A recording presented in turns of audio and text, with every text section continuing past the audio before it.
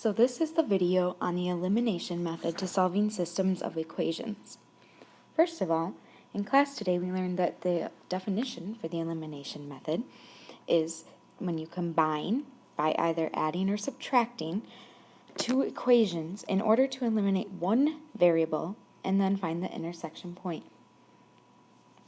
So the two steps that we learned for the elimination method were as follows. First, you had to get the coefficients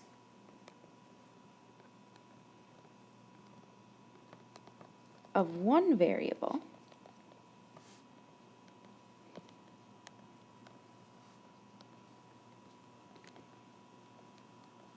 to have the same absolute value.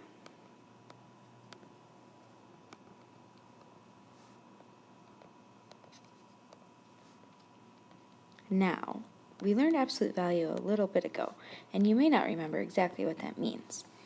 Absolute value is the distance a number is away from 0.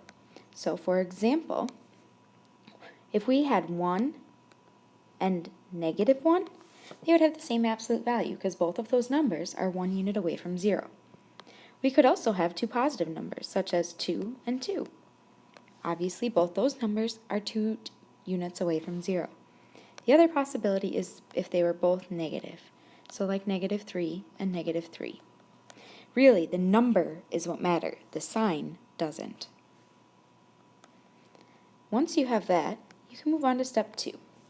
Step 2 is the actual elimination step. You are going to add or subtract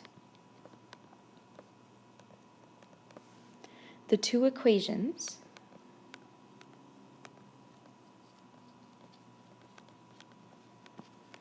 to eliminate that variable.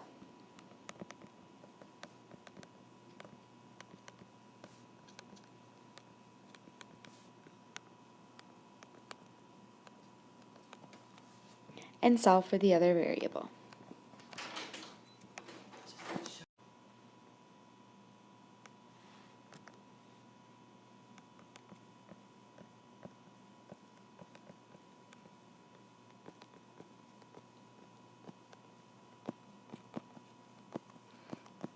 So just like with the substitution method, let's look at some examples because I think that will really help clear up what we're supposed to do.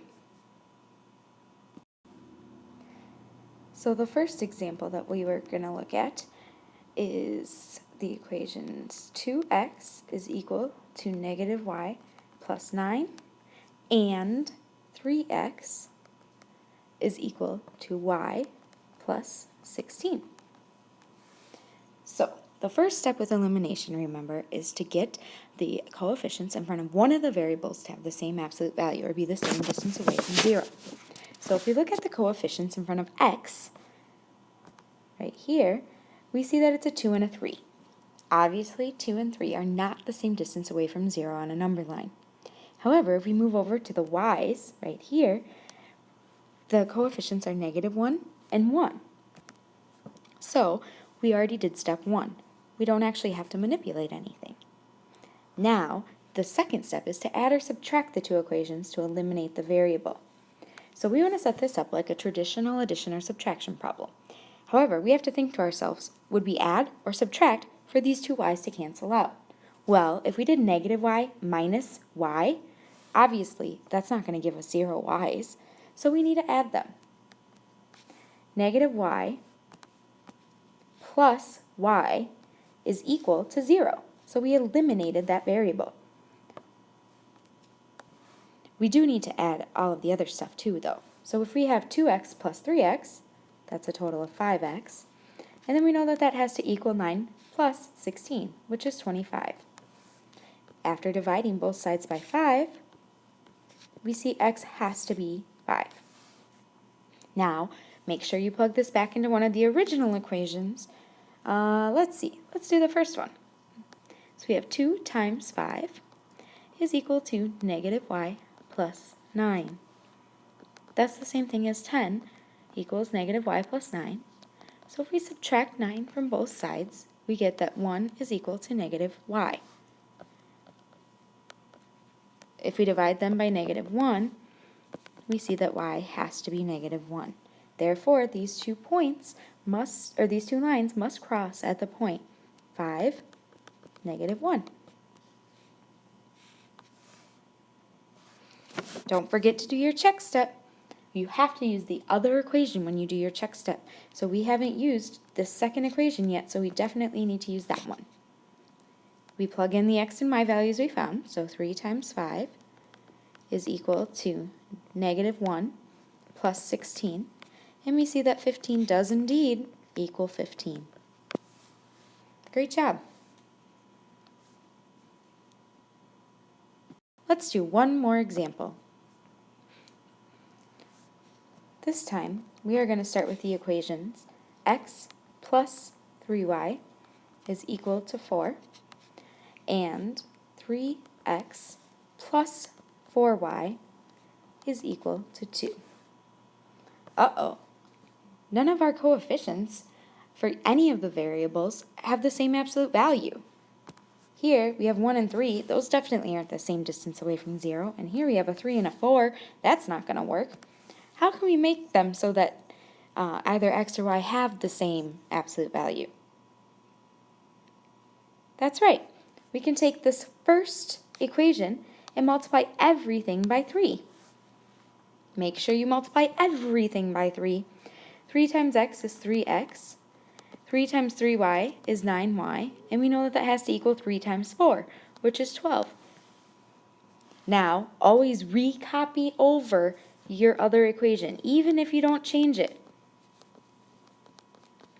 This is so that it can easily line up with that traditional addition or subtraction method with our line underneath. Now, if you have to get the x's to cancel out, do we need to add or subtract? Yes, we need to subtract. 3x minus 3x will make the x's go away. Now, this is the most difficult part for people, is remembering to subtract everything. If it helps you, you can put parentheses around this so that you remember. But we need to do 9 minus 4, or 9y minus 4y really, to give us 5y, and we know that that then equals 12 minus 2, which is 10. Be careful that you remember to subtract everything, all 3 terms. Now if we divide both sides by 5, we see that y has to be 2. Plugging this back into one of the original equations, I'll choose the first one, I get x plus 3 times 2 is equal to 4, which is the same as x plus 6 is 4. So if I subtract 6 from both sides, I get that x has to be negative 2. Therefore, these two lines will intersect at the point negative 2, 2. And lastly, for our check step, we use the other equation. So we have 3 times negative 2 plus 4 times 2, hopefully will equal 2. Negative 6 plus 8 does indeed equal 2.